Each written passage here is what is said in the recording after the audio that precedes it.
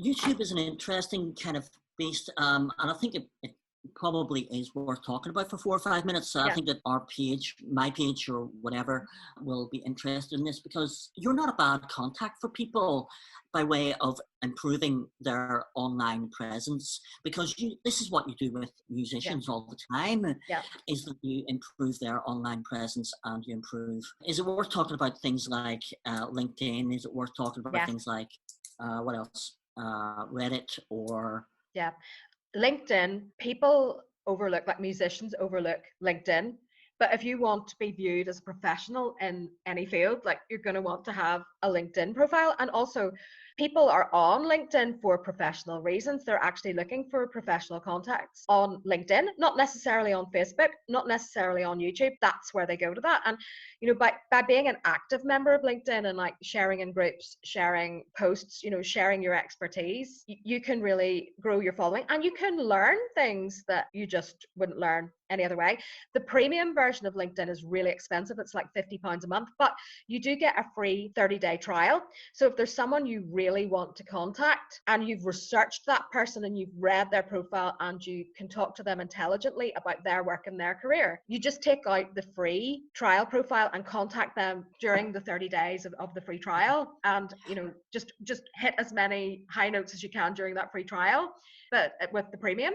But yeah, LinkedIn is actually a great resource. And I've definitely, made contacts with people that way, especially like music supervisors that way. And I had a placement for one of my songs that kind of came about just through being on LinkedIn. And because someone doesn't necessarily even have to be your contact. If you're like second or third degree contact, that they're a colleague of a colleague and they post, oh, I need somebody to provide a track that sounds like this. And then that person who you're connected to shares it, then you're suddenly in the loop of an opportunity, which otherwise you wouldn't have been in the loop for.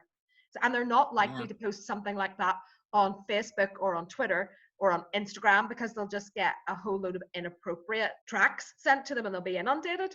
Whereas by posting on LinkedIn, they're looking for people who are genuine professionals, so love LinkedIn is the crux of that. Things that I want to talk about by way of online presence. The first thing is, as somebody who's interested in self-development, I would obviously, we were sort of having this conversation earlier on about, us having more conversations and me getting people like nutritionists, personal trainers, yoga people, massage people, all these people who perhaps my best way to get in touch with them in the long term would be to get on LinkedIn. In the short term, it's probably just personal contacts and to see if there's anybody that would want to talk about their services for an hour.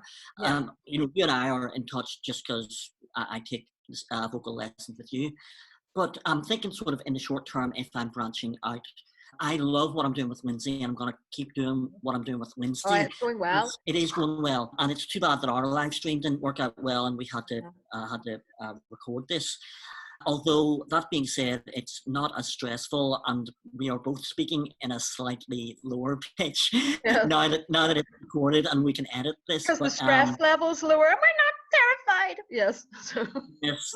So we did have people watching the live stream, which was great. Yeah, that was encouraging. I think that we were both a little stressed out. By way of getting in touch with people to do interviews, Instagram might be a good source. Yeah. Tumblr and probably just Facebook in the short term for me. I'm talking about. Yeah, and Facebook groups and like groups you happen to be involved in.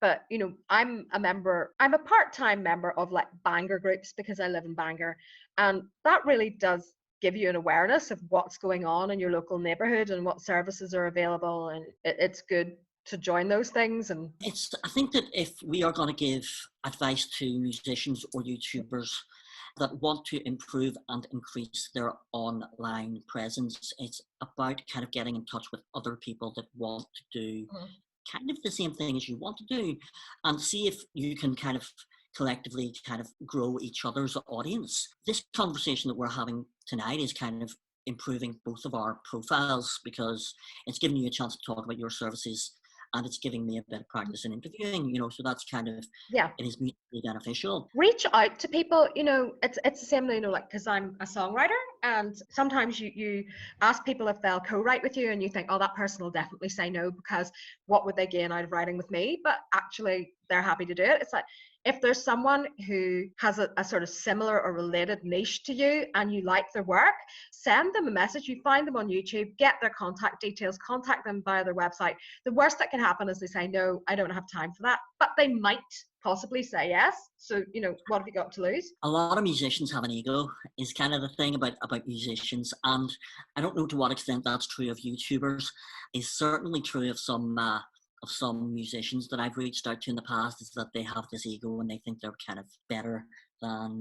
Well, as I see that, a lot of amateur musicians have an ego. Once you are professional, you've got nothing to prove, so you don't have to be bitchy. You know what I mean? And some of the people, I've worked with people who are platinum selling, a couple of people who are platinum selling, and I don't say that, well, that makes me sound like I've got an ego.